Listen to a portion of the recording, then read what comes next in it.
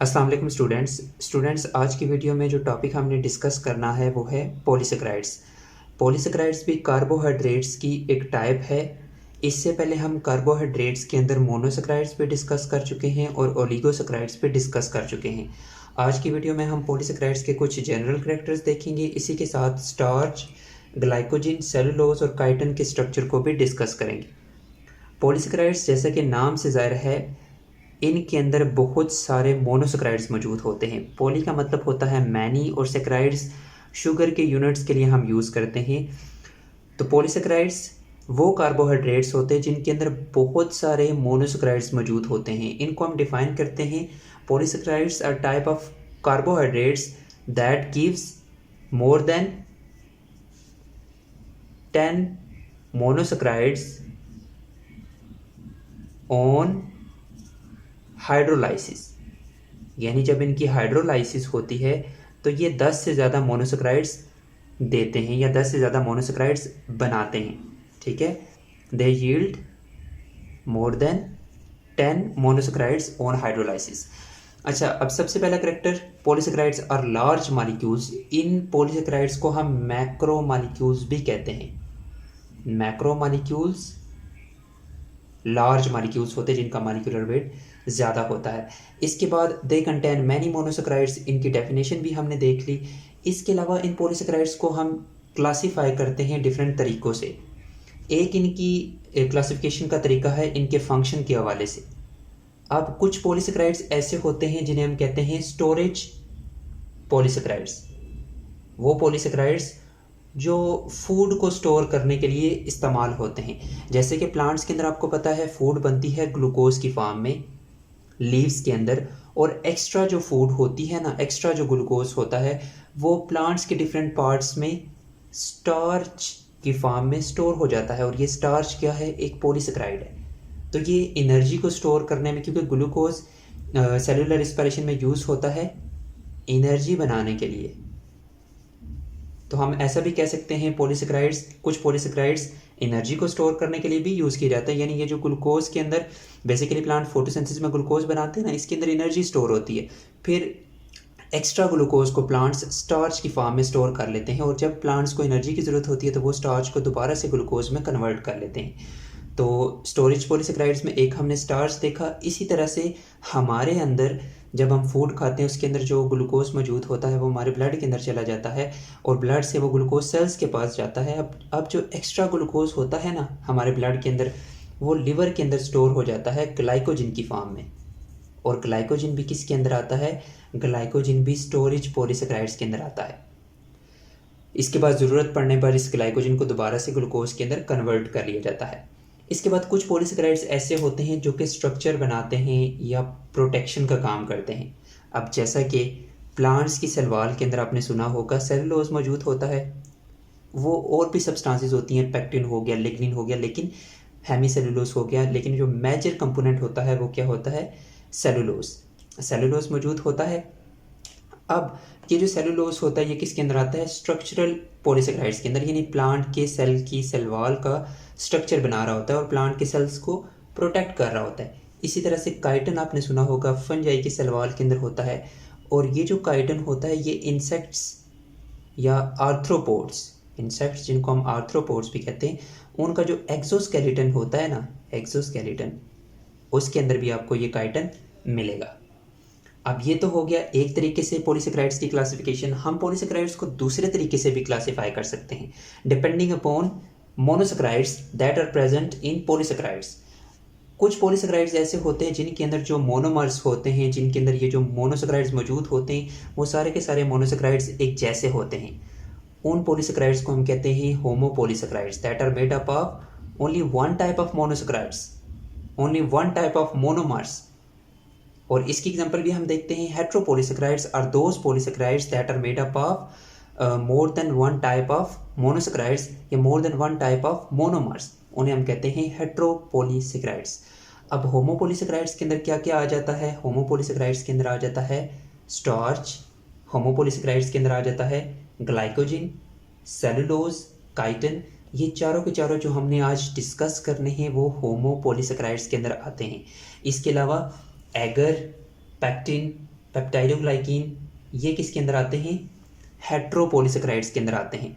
और इन हेट्रोपोलिसैकेराइड्स को हमने डिस्कस तो नहीं करना, आपने इनके बारे में सुना भी होगा, पेक्टिन के बारे में सुना होगा, ये प्लांट्स के जो सेल्स की सेल वॉल होती है वहाँ पर मौजूद होता है। पेप्टाइडोग्लाइकिन बैक्टीरिया की सेल वॉल के अंदर मौजूद होता है, एगर एल्गी से ऑब्टेन होता है।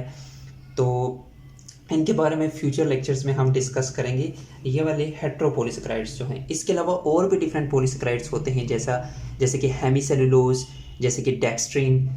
इनका जिक्र आपकी बुक में नहीं है, तो जिनके बारे में मेंशन है मैं उन्हीं को यहाँ पर बता रहा हूँ।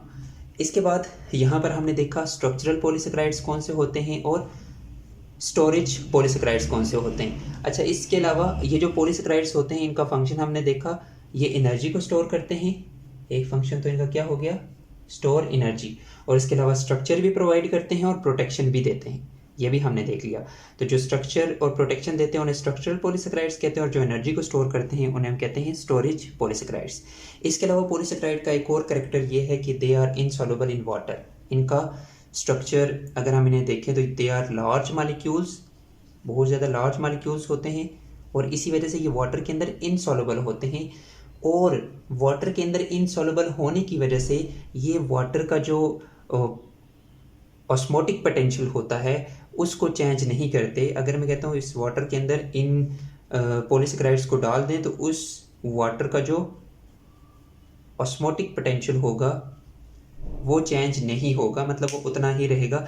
अगर किसी और सोल्यूट को डालें जो इसके अंदर डिज़ोल्व होगा तो वो इस वाटर का जो वाटर पोटेंशियल है उसे क्या करेगा, चेंज करेगा। तो ये वाले जो पोलिसैकेराइड्स होते हैं सेल के साइटोप्लाज्म के अंदर भी अगर मौजूद होंगे तो उस साइटोप्लाज्म के अंदर जो वाटर है उसका जो वाटर पोटेंशियल है वो चेंज नहीं होगा। दे एक्सर्ट नो ऑस्मोटिक और केमिकल इन्फ्लुएंस।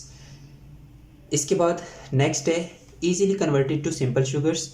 आपको पता है, जैसे मैंने पहले बताया था कि ये जो स्टार्च होता है इसको इजीली किसके अंदर कन्वर्ट किया जाता है, ग्लूकोज के अंदर जब ज़रूरत पड़ती है। इसी तरह से ग्लाइकोजन को भी ग्लूकोज के अंदर कन्वर्ट किया जाता है। अभी हमने इनके स्ट्रक्चर को आगे जाकर डिटेल से देखना है। यहाँ पर कुछ जनरल बातें बता रहा हूँ।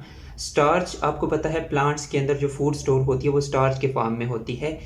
इसके अलावा जो ग्लाइकोजन है हमारे अंदर एनिमल्स के अंदर जो फूड स्टोर होती है वो ग्लाइकोजन की फॉर्म में होती है। इसके अलावा सेलुलोज आपको पता है ये कहाँ पर मौजूद होता है, प्लांट्स की सेल वॉल के अंदर। और इस अर्थ के ऊपर सबसे ज़्यादा जो अबंडेंट कार्बोहाइड्रेट है ना वो सेलुलोज है। ये बात आप ध्यान में रखिएगा, सबसे ज़्यादा अबंडेंट, सबसे ज़्यादा पाया जाने वाला जो पॉलीसेकेराइड है वो सेलुलोज है। इसके अलावा सेलुलोज के स्ट्रक्चर को भी हम आगे जाकर देखेंगे। ये बात आपने ध्यान में रखनी है, हमारे डाइजेस्टिव सिस्टम के अंदर इस सेलुलोज को डाइजेस्ट नहीं किया जा सकता। स्टार्च डाइजेस्ट हो सकता है, ग्लाइकोजन डाइजेस्ट हो सकता है, लेकिन सेलुलोज डाइजेस्ट नहीं होता। इसके अलावा जो काइटिन है इसको भी हमने देखा, it is the second most abundant polysaccharide on earth. इसके बाद ये जो काइटिन है इसको भी हमारे डाइजेस्टिव सिस्टम के अंदर डाइजेस्ट नहीं किया जा सकता। तो अभी हम इन सब पॉलीसेकेराइड्स को हर एक को अलग अलग से डिस्कस करते हैं। मज़ीद अगर पॉलीसेकेराइड से रिलेटेड क्वेश्चन है तो नीचे आप कमेंट सेक्शन में पूछ सकते हैं। तो अभी हम डिस्कस करते हैं स्टार्च को। अभी हम स्टार्च को डिस्कस करते हैं।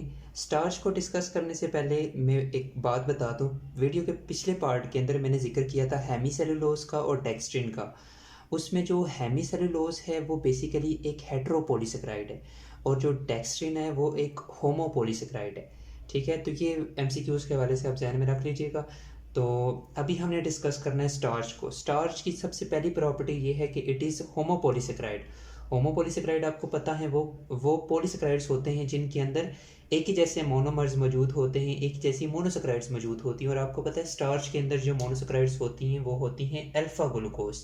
अल्फ़ा ग्लूकोज भी आपको पता है, अगर हम ग्लूकोज की रिंग बनाएं, इस तरह से अगर हम ग्लूकोज की रिंग बनाएं और फर्स्ट कार्बन पे ये जो एनोमेरिक कार्बन होती है इस पे अगर OH ऊपर होगा तो बीटा ग्लूकोज होगी, अगर OH नीचे होगा और H ऊपर होगा तो ये होगी अल्फ़ा ग्लूकोज। तो ये दो प्रॉपर्टीज हमने देखनी। नेक्स्ट प्रॉपर्टी ये है कि in plant food stored in the form of starch. Plants के अंदर जो फूड स्टोर होती है डिफरेंट पार्ट्स के अंदर, स्टेम के अंदर, रूट्स के अंदर, इसके अलावा फ्रूट्स के अंदर, तो वो फूड ज़्यादातर स्टोर होती है in the form of starch. इसके अलावा प्रोटीन्स की फॉर्म में भी स्टोर होती है, लिपिड्स की फॉर्म में भी स्टोर होती है, लेकिन कार्बोहाइड्रेट्स के हवाले से अगर हम बोले ना तो फूड स्टोर होती है स्टार्च की फॉर्म में। इसके अलावा नेक्स्ट ये स्टार्च आपको कहाँ पे मिलेगा? प्लांट्स के अंदर जो सीरियल ग्रेन्स होते हैं जैसे कि वीट हो गया, बार्ले होगी, मेज़, इनके अंदर आपको ये स्टार्च मिलेगा। इसी के साथ पोटैटो ट्यूबर्स बेसिकली जो हम पोटैटो यूज़ कर रहे होते हैं जो कि अंडरग्राउंड स्टेम होती है और उसके लिए हम ट्यूबर की टर्म भी यूज़ करते हैं। तो वो जो पोटैटो ट्यूबर होता है उसके अंदर स्टार्च मौजूद होता है और इसको हमारे डाइजेस्टिव सिस्टम के अंदर अमाइलेज एंजाइम की मदद से डाइजेस्ट किया जाता है। और इसकी डाइजेशन होती कैसे है? अगर आपसे पूछा जाता है कि स्टार्च को हमारे डाइजेस्टिव सिस्टम के अंदर कैसे डाइजेस्ट किया जाता है, इस अमाइलेज एंजाइम से तो डाइजेस्ट किया ही जाता है। ये अमाइलेज हमारे मुंह के अंदर जो स्लाइवा होता है ना उसके अंदर भी मौजूद होता है, प्लस हमारे पेंक्रियास के अंदर जो पेंक्रियास से पेंक्रियाटिक जूस रिलीज होता है ना, उस पेंक्रियाटिक जूस के अंदर भी पेंक्रियाटिक अमाइलेज मौजूद होता है। और ये अमाइलेज क्या करते हैं? इस स्टार्च को तोड़ते हैं। और आपको पता है स्टार्च डायरेक्टली ग्लूकोज नहीं बनाता, ग्लूकोज स्टार्च इसी ग्लूकोज से ही बना हुआ होता है ना, तो स्टार्च डायरेक्टली ग्लूकोज नहीं बनाता। पहले स्टार्च को हमारे मुंह के अंदर, हमारी स्मॉल इंटेस्टाइन के अंदर उसे पहले तोड़ा जाता है माल्टोज के अंदर। माल्टोज आपको पता है एक डाइसैकराइड है जिसके अंदर दो मोनोसैकराइड्स, दो ग्लूकोज मौजूद होती हैं, दो अल्फा ग्लूकोज मौजूद होती हैं। फिर इस माल्टोज के ऊपर माल्टेज एंजाइम एक्ट करता है और ये माल्टेज एंजाइम फर्दर हमारे स्मॉल इंटेस्टाइन के अंदर इस माल्टोज को ग्लूकोज के अंदर तोड़ देता है और ये ग्लूकोज फिर हमारे ब्लड के अंदर एब्जॉर्ब हो जाता है। नेक्स्ट, स्टार्च का एक और प्रॉपर्टी वो ये कि अगर किसी सोल्यूशन के अंदर हमने देखना है स्टार्च प्रेजेंट है या नहीं, तो आयोडीन टेस्ट की मदद से हम आइडेंटिफाई कर सकते हैं कि किसी मीडियम के अंदर स्टार्च मौजूद है या नहीं है। तो जब हम किसी मीडियम के अंदर स्टार्च को फाइंड करना चाहते हैं तो उसमें जब हम आयोडीन सोल्यूशन डालते हैं तो ये स्टार्च आयोडीन के साथ ब्लू कलर देता है। यानी अगर ब्लू कलर शो हुआ तो हम बोलेंगे कि इस मीडियम के अंदर स्टार्च मौजूद है। It gives blue colour with iodine test.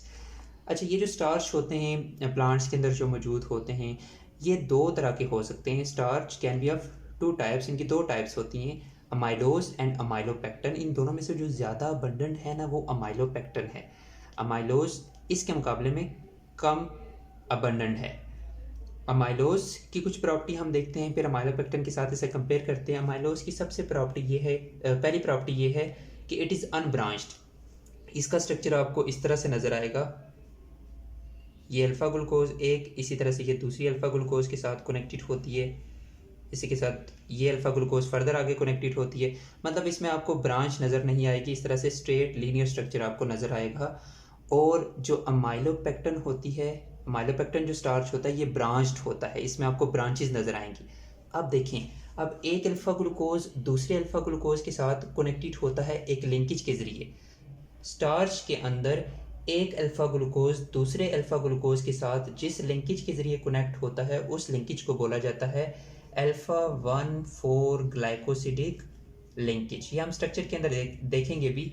तो जो अमाइलोज होता है ना, इसके अंदर हमें अल्फा 1,4 ग्लाइकोसिडिक लिंकेज नज़र आता ही आता है। यानी एक ग्लूकोज दूसरे ग्लूकोज के साथ जिस लिंकेज के ज़रिए अटैच होता है उसे हम अल्फा 1,4 ग्लाइकोसिडिक लिंकेज कहते हैं। और अमाइलोपेक्टिन के अंदर हमें अल्फा 1,4 ग्लाइकोसिडिक लिंकेज तो मिलता ही मिलता है, लेकिन उसी के साथ अल्फा 1,6 ग्लाइकोसिडिक लिंकेज भी मौजूद होता है। वो कहाँ पे मौजूद होता है वो भी मैं आपको बताता हूँ। अमाइलोपेक्टिन के अंदर जो ब्रांचेज मौजूद होती है ना, वो ब्रांचेज स्ट्रेट चैन के साथ जिस बॉन्ड के जरिए कनेक्टेड होती हैं, जिस लिंकेज के जरिए कनेक्टेड होती हैं, वो होती हैं अल्फा 1,6 ग्लाइकोसिडिक लिंकेज। ये स्ट्रक्चर के अंदर मैं आपको बताऊंगा भी। तो अल्फा 1,4 ग्लाइकोसिडिक लिंकेज इस लीनियर चैन के अंदर मौजूद होता है और जो ब्रांचेज अटैच होती हैं इस लीनियर चैन के साथ अमाइलोपेक्टिन के अंदर वो अल्फा 1,6 ग्लाइकोसिडिक लिंकेज के जरिए अटैच होती हैं। और अमाइलोज वाटर के अंदर सॉल्युबल होता है हॉट वाटर के अंदर, जबकि अमाइलोपेक्टिन इनसॉल्युबल होता है वाटर के अंदर, चाहे वो हॉट हो या फिर कोल्ड हो।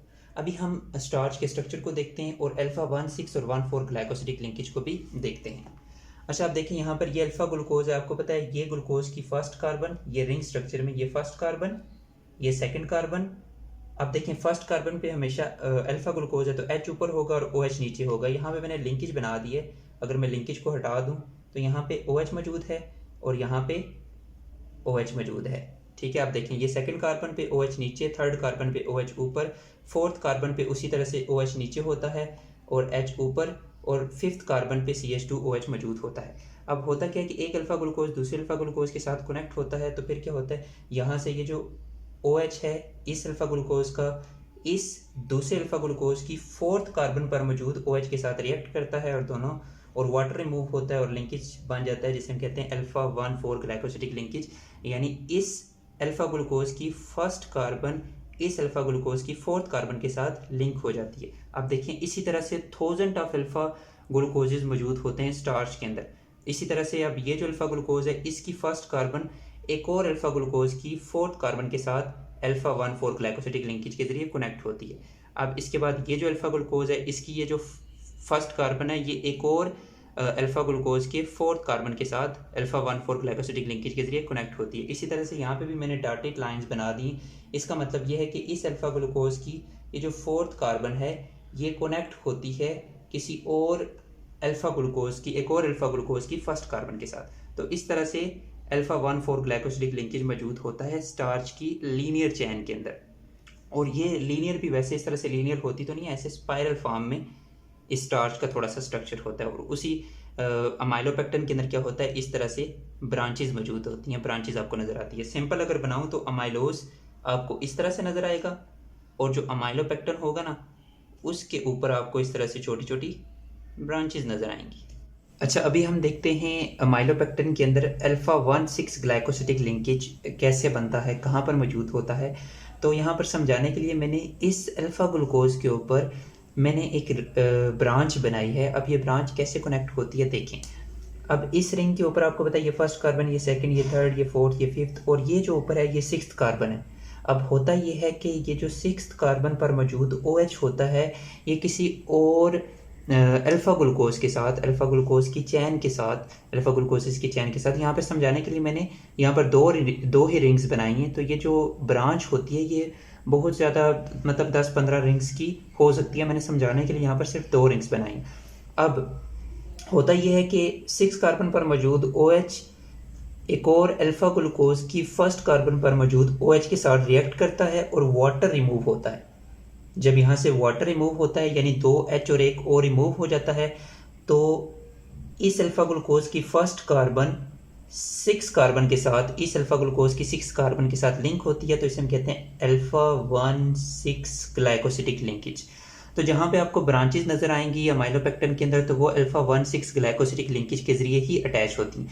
और इस ब्रांच के अंदर ये जो इस लीनियर चैन के साथ ये जो ब्रांच अटैच है इसके अंदर फर्दर जो अल्फ़ा ग्लूकोज अटैच होंगे, अब इस रिंग के साथ ही, इस अल्फ़ा ग्लूकोज के साथ ही जो अगला ग्लूकोज का मॉलिक्यूल अटैच होगा वो उसी अल्फ़ा 1,4 ग्लाइकोसिडिक लिंकेज के जरिए ही अटैच होता है। ठीक है, तो सिर्फ जो ब्रांच अटैच होगी ना पेरेंट चैन के साथ, वो ब्रांच अल्फ़ा 1,6 ग्लाइकोसिडिक लिंकेज के जरिए ही अटैच होती है। ठीक है, तो ये आपको नज़र आएगा अमाइलोपेक्टिन के अंदर ये ब्रांचेस, जबकि अमाइलोज के अंदर आपको ये ब्रांचेस नज़र नहीं आएंगी। तो इसके बाद अभी हम डिटेल से डिस्कस करते हैं ग्लाइकोजिन को। ग्लाइकोजिन भी एक होमोपोलीसेक्राइड है। होमोपोलीसेक्राइड का मतलब आपको पता है वो पॉलीसेक्राइड्स होते हैं जिनके अंदर जो मोनोमर्स मौजूद होती है, जो मोनोसेक्राइड्स मौजूद होती हैं, वो सारी की सारी मोनोसेक्राइड्स एक जैसी होती हैं। और ग्लाइकोजिन के अंदर भी उसी तरह से जिस तरह से स्टार्च के अंदर अल्फ़ा ग्लूकोज मौजूद होती है ना, ग्लाइकोजिन के अंदर भी जो मोनोसेक्राइड्स मौजूद होती हैं वो अल्फ़ा ग्लूकोज ही होती हैं। तो फिर ग्लाइकोजिन और स्टार्च के स्ट्रक्चर में क्या डिफरेंस है? बेसिकली जो ग्लाइकोजिन का स्ट्रक्चर होता है ना वो बिल्कुल अमाइलोपेक्टिन की तरह होता है। अमाइलोपेक्टिन आपको पता है एक स्टार्च की टाइप है या एक तरह का स्टार्च है। स्टार्च 2 तरह के होते हैं, अमाइलोज एंड अमाइलोपेक्टिन। और अमाइलोपेक्टिन आपको पता है हमने डिस्कस किया था ये इस तरह से ब्रांच्ड होता है, और ग्लाइकोजिन भी ब्रांच्ड होता है। इसके अंदर भी ब्रांचेज उसी तरह से मौजूद होती हैं जिस तरह से अमाइलोपेक्टिन के अंदर मौजूद होती हैं। फ़र्क ये होता है कि जो ग्लाइकोजिन होता है वो हाईली ब्रांच्ड होता है, यानी इसके अंदर बहुत ज़्यादा ब्रांचेस होती हैं। जैसे यहाँ पर देखिए ये मैंने एक पेरेंट चेन बनाई है, इसके साथ ये एक ब्रांच और उस ब्रांच के ऊपर भी फर्दर आगे ब्रांच, फर्दर सब ब्रांच। तो इस तरह से जो ग्लाइकोजिन होता है उसका स्ट्रक्चर बहुत ज़्यादा कॉम्प्लिकेटेड होता है, बहुत ज़्यादा ब्रांचेस मौजूद होती हैं ग्लाइकोजिन के अंदर अगर हम इसे अमाइलोपेक्टिन के साथ कंपेयर करें। इसके अलावा दूसरी property, it is highly branched, इसके अंदर उसी तरह से ब्रांचेस मौजूद होती हैं और वो जो ब्रांचेस मौजूद होती हैं वो उसी तरह से अल्फ़ा 1,6 ग्लाइकोसिडिक लिंकेज के ज़रिए पेरेंट चैन के साथ अटैच होती हैं। और आपको जो अल्फ़ा ग्लूकोसिस के दरमियान पेरेंट चैन में जो नज़र आएगा लिंकेज नज़र आएगा वो होगा उसी तरह से अल्फ़ा 1,4 ग्लाइकोसिडिक लिंकेज। और यहाँ पे भी आपको ये जो लिंकेज नज़र आ रहा है जिसके ज़रिए दो अल्फ़ा ग्लूकोज अटैच होती हैं वो होता है अल्फ़ा 1,4 ग्लाइकोसिडिक लिंकेज। और जो ब्रांच अटैच होती है चैन के साथ वो ब्रांच अटैच होती है अल्फ़ा 1,6 ग्लाइकोसिडिक लिंकेज के ज़रिए, जिस तरह से हमने माइलोपेक्टिन के अंदर डिस्कस किया था। इसके अलावा ग्लाइकोजन को स्टोरेज कार्बोहाइड्रेट भी कहते हैं। स्टोरेज कार्बोहाइड्रेट का क्या मतलब है? मैं बता चुका हूँ आपको पहले कि बहुत सारे पॉलीसेकेराइड्स ऐसे होते हैं जो डिफरेंट ऑर्गेनिजम्स के अंदर स्टोर होते हैं फूड के तौर पर, ठीक है। तो ग्लाइकोजन भी स्टोर होता है हमारी बॉडी की, हमारे ब्लड के अंदर जो एक्स्ट्रा ग्लूकोज होता है ना, वो एक्स्ट्रा ग्लूकोज हमारे लिवर के अंदर और हमारे मसल्स के अंदर स्टोर होता है in the form of glycogen. और इसी वजह से इस ग्लाइकोजन को एनिमल स्टार्च भी बोला जाता है, क्योंकि ये एनिमल्स के अंदर अबंडेंट होता है, एनिमल्स के अंदर पाया जाता है, इस वजह से इसे एनिमल स्टार्च भी बोला जाता है। और इसकी जो डाइजेशन होती है, अगर हम इसकी डाइजेशन की बात करें तो इसकी डाइजेशन भी उसी तरह से होती है जिस तरह से स्टार्च की डाइजेशन होती है। जिस तरह से स्टार्च को अमाइलेज एंजाइम्स की मदद से डाइजेस्ट करके पहले माल्टोज बनाया जाता है ना, जैसे हमारे माउथ के अंदर, हमारे स्मॉल इंटेस्टाइन के अंदर अमाइलेज एंजाइम की मदद से इस ग्लाइकोजन और स्टार्च को डाइजेस्ट जब किया जाता है तो माल्टोज बनता है। फिर इस माल्टोज के ऊपर माल्टेज एंजाइम एक्ट करता है और फिर अल्फ़ा ग्लूकोज बनते हैं जिन्हें ब्लड के अंदर एब्जॉर्ब कर लिया जाता है। अच्छा, अब यहाँ पर एक दो बातें मैंने आपको बतानी जो पहले मैंने नहीं बताई थी, ये बात आपने ध्यान में रखनी है। जो पॉलीसेकेराइड्स जितनी भी हम डिस्कस करेंगे ना, ये सारी की सारी नॉन रिड्यूसिंग होती हैं, नॉन रिड्यूसिंग शुगर्स हैं, ठीक है। ये बात आपने ध्यान में रखनी है, सारी पॉलीसेकेराइड्स नॉन रिड्यूसिंग है।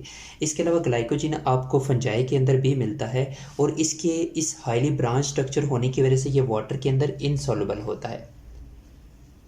पॉलीसेकेराइड्स वैसे तो इनसॉल्युबल होती हैं, लेकिन पीछे जो हमने अमाइलेज को डिस्कस किया था वो वाटर के अंदर, हॉट वाटर के अंदर सॉल्युबल होती है, तो ये वाटर के अंदर इनसॉल्युबल होती हैं।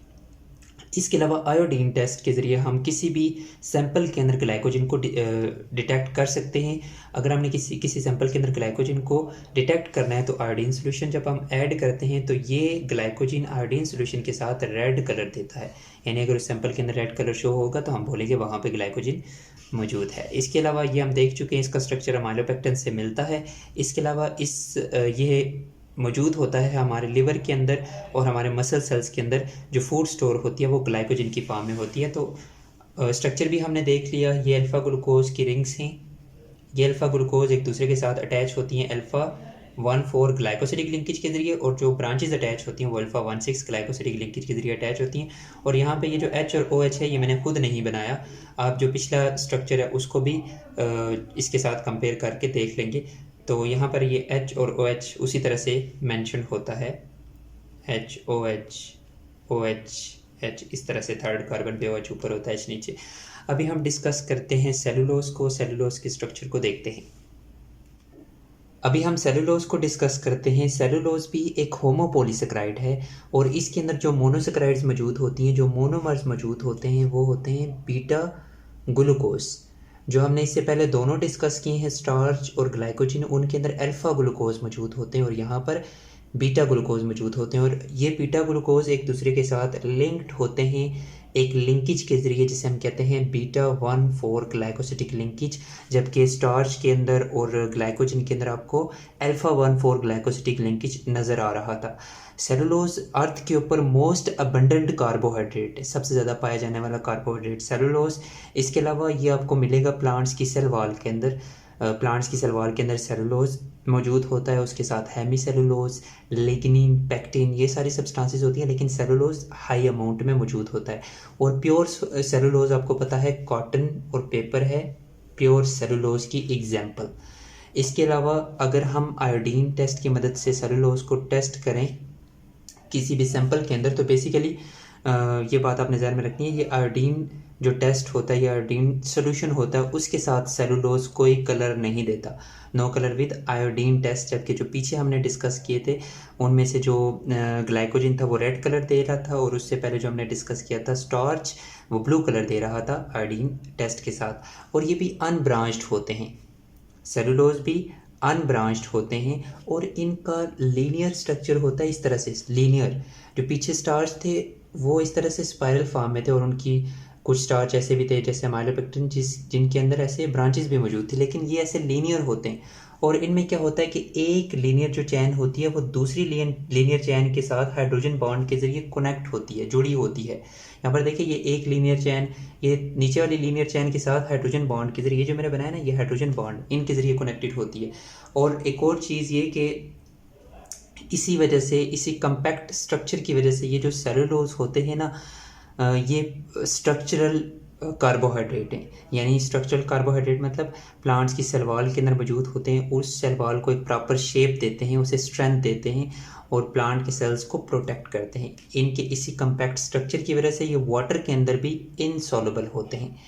और यहाँ पर next beta glucose are arranged. अगर हम इनका स्ट्रक्चर देखें तो इनके अंदर बीटा ग्लूकोज मौजूद होते हैं। अब ये बीटा ग्लूकोज किस तरह से अरेंज होते हैं? Beta glucose are arranged upright and inverted. यानी यहाँ पर आपको बीटा ग्लूकोज कुछ अपराइट फॉर्म में नजर आएंगे जैसे नॉर्मली मौजूद होते हैं, जैसे ये वाली रिंग मैंने बताई है। लेकिन यहाँ पर आपको ये वाली रिंग नजर आ रही है, ये इन्वर्टेड फॉर्म में। तो अपराइट बीटा ग्लूकोज भी नजर आएंगे आपको, इन्वर्टेड बीटा ग्लूकोज भी नजर आएंगे। ये भी अभी मैं आपको बताता हूँ। उससे पहले ये दोनों प्रॉपर्टीज देख लेते हैं। जो सेलुलोज होते हैं हमारे डाइजेस्टिव सिस्टम के अंदर इन्हें डाइजेस्ट नहीं किया जा सकता, लेकिन हर्बीवर्स जो होते हैं उनके अंदर इस सेलुलोज को डाइजेस्ट किया जा सकता है। उनके डाइजेस्टिव सिस्टम के अंदर कुछ ऐसे माइक्रो ऑर्गेनिजम्स होते हैं जो उन्हें सेलुलोज को डाइजेस्ट करने में हेल्प करते हैं। तो हमारी बॉडी के अंदर इस सेलुलोज को डाइजेस्ट नहीं किया जा सकता। अभी हम इसका अगर स्ट्रक्चर देखें तो यहाँ पर देखें ये एक बीटा ग्लूकोज है और ये अपराइट फॉर्म में है। यहाँ पर देखिए फर्स्ट कार्बन पे आपको पता है जब बीटा ग्लूकोज की बात करते हैं तो OH ऊपर होता है और H नीचे होता है। सेकंड कार्बन पे OH नीचे होता है और H ऊपर। थर्ड कार्बन पे OH ऊपर और H नीचे। फोर्थ कार्बन पे H ऊपर और OH नीचे। और फिफ्थ कार्बन पे उसी तरह से CH2OH ऊपर। अब यहाँ पर ये जो बीटा ग्लूकोज है ये इन्वर्टेड फॉर्म है। अगर हम इसी को इन्वर्ट करें तो फर्स्ट कार्बन पे जो H है ना नीचे, जब हम इन्वर्ट करेंगे तो ये देखें ये ऑक्सीजन यहाँ पे नीचे आपको नज़र आ रहा है, तो ये इस तरह से जब इन्वर्ट होगी तो नीचे वाला H ऊपर चला जाएगा। इस तरह से इन्वर्ट होगी ना तो ये H जो है ये ऊपर चला जाएगा और OH नीचे आ जाएगा। इसके बाद नेक्स्ट अगर हम सेकंड कार्बन के ऊपर जाएं तो सेकंड कार्बन भी जब इन्वर्ट होगी इस तरह से तो ये H यहाँ पे अंदर की तरफ हो जाएगा और OH बाहर की तरफ। उसी तरह से ये इन्वर्ट हुई है ना तो सेकंड कार्बन पे यहाँ पे देखें ये फर्स्ट कार्बन, ये सेकंड कार्बन पे उसी तरह से H अंदर OH बाहर। और थर्ड कार्बन पे यहाँ पे देखें OH ऊपर और H नीचे। तो फिर क्या होगा, ये OH इस तरह से नीचे हो जाएगा और H ऊपर हो जाएगा। और फोर्थ कार्बन पे देखें OH नीचे है और H ऊपर है, लेकिन जब ये इन्वर्ट होगी तो OH ऊपर हो जाएगा और H नीचे। यहाँ पर देखें फिफ्थ कार्बन पे H नीचे और CH2O ऊपर है।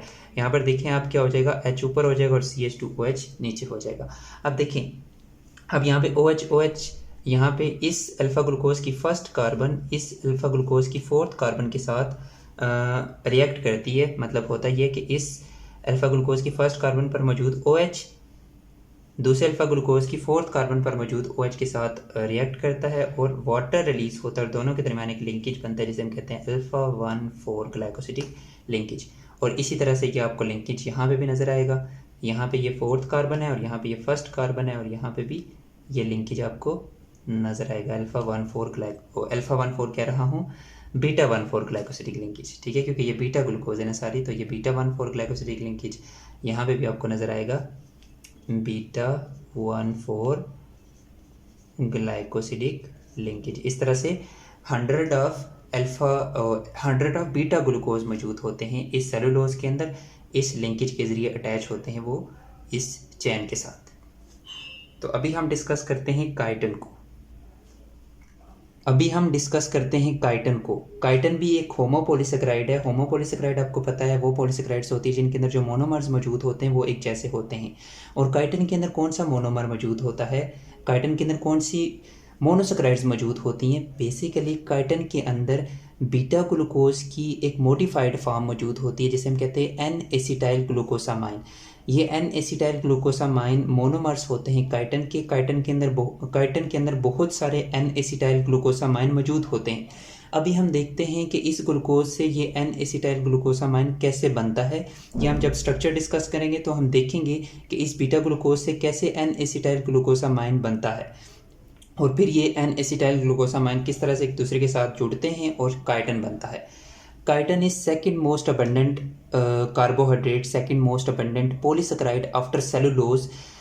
इसके बाद नेक्स्ट इसकी प्रॉपर्टी ये है कि ये स्ट्रक्चरल कार्बोहाइड्रेट है। काइटन बहुत सारे स्ट्रक्चर्स बनाने में इन्वॉल्व होता है, जैसे कि फंजाई की सेल वॉल के अंदर ये काइटन मौजूद होता है। उसी के साथ साथ आर्थ्रोपोड्स जो होते हैं, जो इंसेक्ट्स होते हैं, उनके एक्सोस्केलेटन के अंदर भी ये काइटन मौजूद होता है। फंजाई की सेल वॉल के अंदर ये काइटन मौजूद होता है। जिस तरह से प्लांट की सेल वॉल के अंदर सेलुलोज होता है ना, उसी तरह से फंजाई की सेल वॉल के अंदर ये काइटन होता है और इसे फंगल सेलुलोज भी बोला जाता है। इसका स्ट्रक्चर अगर हम देखें तो ये अनब्रांच्ड होता है, काइटन भी अनब्रांच्ड होता है। और अगर हम डाइजेशन की बात करें, अपनी बॉडी के अंदर डाइजेशन की बात करें, तो काइटन को हमारी बॉडी के अंदर डाइजेस्ट नहीं किया जा सकता। जिस तरह से सेलुलोज डाइजेस्ट नहीं होता, उसी तरह से काइटन भी डाइजेस्ट नहीं होता। और काइटन बना हुआ होता है इन मोनोमर से। कौन से मोनोमर से? एन एसिटाइल ग्लूकोसामाइन से। और ये जो एन एसिटाइल ग्लूकोसामाइन होते हैं, इनकी जो अरेंजमेंट होती है वो उसी तरह से जिस तरह से सेलुलोज के अंदर एक रिंग अपराइट फॉर्म में अरेंज होती है ना, और दूसरी रिंग इन्वर्टेड फॉर्म में अरेंज होती है, उसी तरह से ये जो एन एसिटाइल ग्लूकोसामाइन की रिंग्स होती हैं, ये भी इन्वर्टेड फॉर्म में और अपराइट फॉर्म में अरेंज होती हैं। और ये रिंग्स आपस में जिस बॉन्ड के जरिए, जिस लिंकेज के जरिए अटैच होती हैं, उसे हम कहते हैं β1,4 ग्लाइकोसिडिक लिंकेज। तो अभी हम देखते हैं पहले एन एसिटाइल ग्लूकोसामाइन बनता कैसे है, फिर हम देखेंगे कि ये β1,4 ग्लाइकोसिडिक लिंकेज काइटन के अंदर कैसे मौजूद होता है। तो देखें, ये जो बीटा ग्लूकोज होता है ना, इसकी जो सेकंड कार्बन होती है, यहाँ पे मैंने OH वैसे ही बना दिया था। इसकी जो सेकंड कार्बन होती है, इस सेकंड कार्बन पे मौजूद होता है अमाइन ग्रुप। ये अमाइन ग्रुप होता है। अब अगर यहाँ पे मैं NH2 अटैच कर दूँ तो ये जो NH2 होता है ये अमाइन ग्रुप है। अब ये बन गया है ग्लूकोसामाइन। अगर इसकी सेकंड कार्बन पे यहाँ पे OH हटा के NH2 लगा दो ना, यहाँ पे भी मैं लगा देता हूँ। ये सेकंड कार्बन है, यहाँ पे भी NH2 लगा देता हूँ। ये सेकंड कार्बन है, यहाँ पे भी NH2 लगा देता हूँ। अब ये बन गए हैं ग्लूकोसामाइन। अब इस ग्लूकोसामाइन के साथ अगर एसिटाइल ग्रुप अटैच कर दो, एसिटाइल ग्रुप आपको पता है ये एसिटाइल ग्रुप है, ये एसिटाइल ग्रुप है। तो इस एसिटाइल ग्रुप को जब मैं यहाँ पे अटैच करूँगा तो मुझे यहाँ से एक H रिमूव करना पड़ेगा, यहाँ से भी एक H रिमूव, यहाँ से भी एक H रिमूव। मैं यहाँ पे अटैच कर देता हूँ C double bond O single bond CH3, double bond O CH3, C double bond O CH3। अब ये बन गया है एन एसिटाइल ग्लूकोसामाइन। ये भी एन एसिटाइल ग्लूकोसामाइन, ये भी एन एसिटाइल ग्लूकोसामाइन।